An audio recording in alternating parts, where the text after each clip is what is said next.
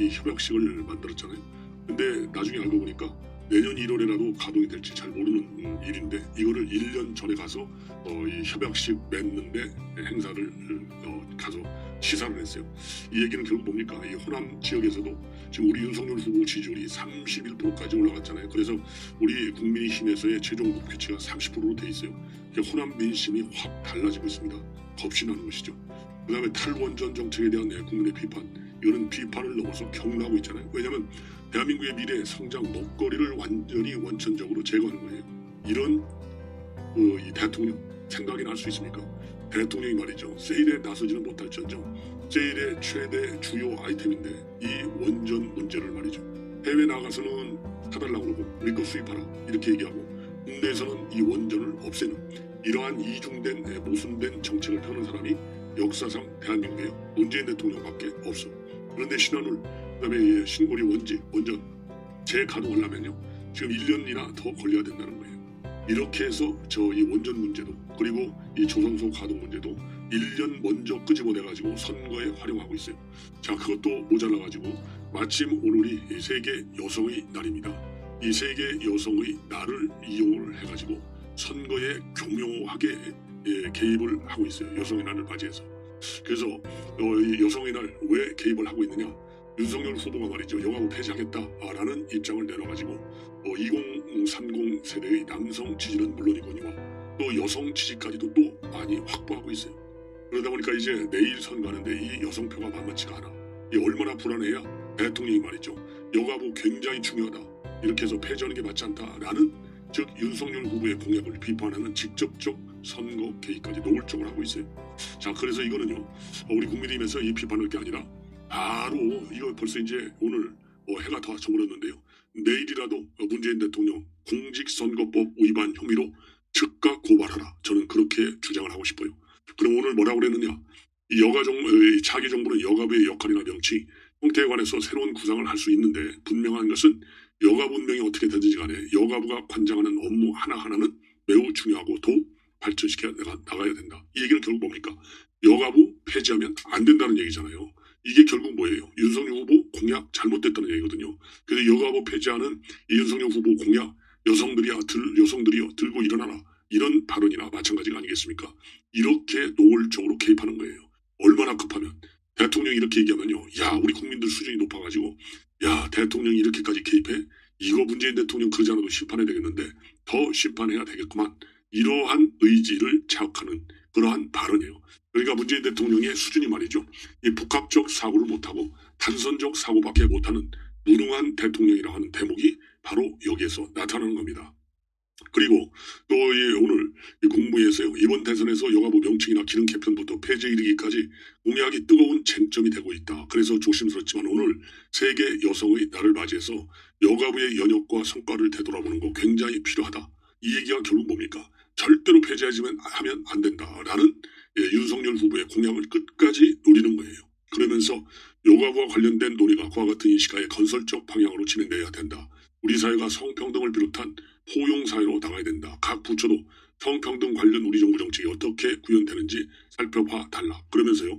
김대중 대통령이 여성부는 여성부가 없어지는 그날을 위해서 일하는 부서다라고 말했다는 거. 이것까지 소환하면서 노무현 정부는 여성부의 업무를 더 확대했다. 이 얘기는 결국 뭐예요?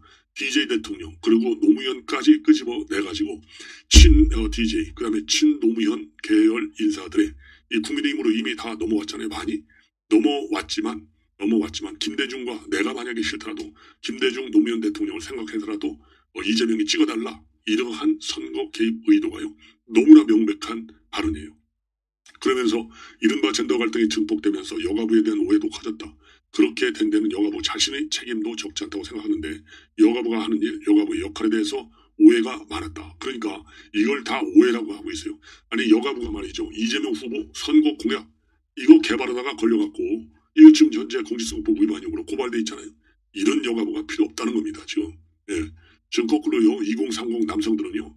이 여가부 때문에 이 젠더 불균형을 오히려 더 조장해서 남성들의 여러 가지 이 불리한 이 관행과 그리고 불리한 요소들이 사회 진출에 이르기까지 너무나 많다는 거예요. 그래서 젠더 이퀄리티, 젠더 평등 문제가 지금 완전히 깨지고 있다. 그래서 윤석열 후보가 얘기하는 여가부 폐지론이 많은 지지를 받고 있는 상황입니다.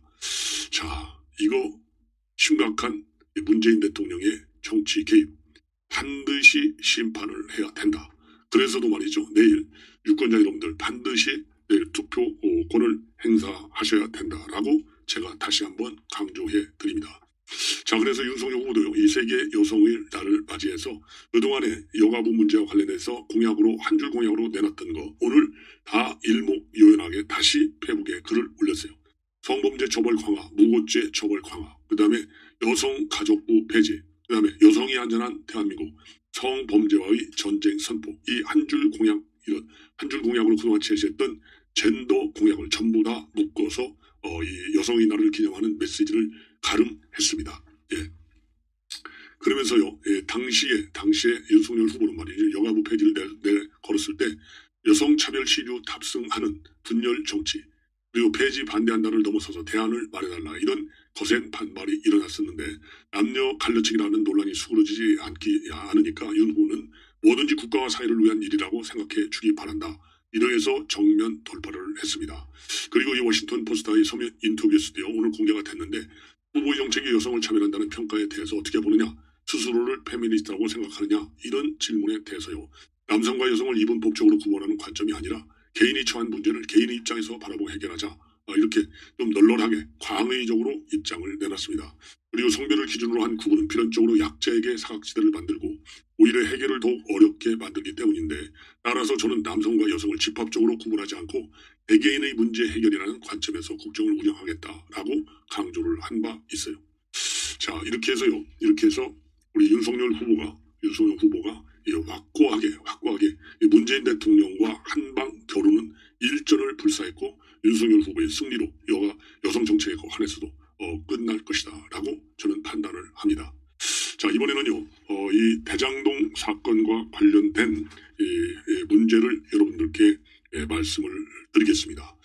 바로 무슨 얘기냐, 이 대장동 사태를 말이죠, 이 세상에 맨 처음 알린 기자는 바로 경기도에 있는 지방지입니다. 경기경제신문의 박종명 기자인데, 본래 이거를 말이죠, 본래 기사로다가 거창하게 쓴 게 아니고 조그마한 칼럼으로 썼어요. 근데 이 칼럼을 주간조선이 맨 먼저 받아서 보도하면서 이제 이 언론에 집중적 관심이 된 겁니다.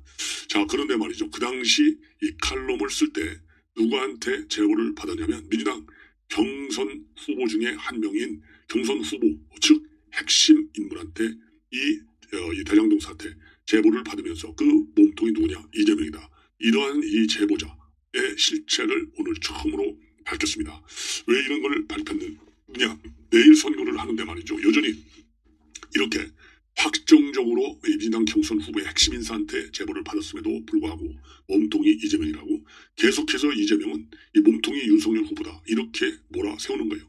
가짜 뉴스로 지금 대선을 하고 있는 거예요. 이거 쉽게 얘기해서 눈뜨 볼 수 없다는 겁니다. 그래서 오늘 아니다, 이거는 당신네 집 안에서 나온 아주 신뢰할 만한 첩보, 이 기사거리였다. 어디다 대고 윤석열 후보가 몸통이라고 하느냐, 이렇게 불의를 참다 못 참아가지고요, 오늘 정식으로 이 페북에 글을 올렸습니다. 자, 그래서 이 페북에 나온 입장문을 여러분께 좀 장문인데요, 말씀을 드릴게요. 그래야만이 대장동 몸통이 이거 윤석열 후보가 아니고 확고하게 이재명이구나, 이렇게 여러분들께서 확신을 가질 수가 있어요. 이 대장동 하나만 하더라도 이걸로도 이재명이는 영창에 가야 돼요. 지금 검찰 조사를 받아야 돼.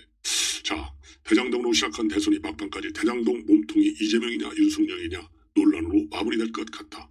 그래서요, 작년 8월 31일자 이재명 후보님 하천 대유 자산 관리는 누구 겁니까? 이런 제목의 칼럼을 보도했어요. 예.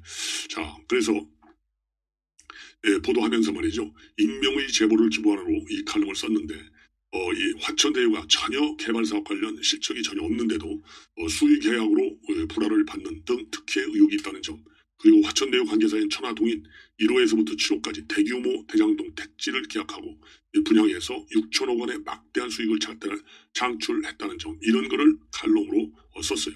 그리고 나서 이 화천대유는 박 기자를 상대로 해서 정정 보도 및 손해배상 청구 청구 소송을 제기했고요.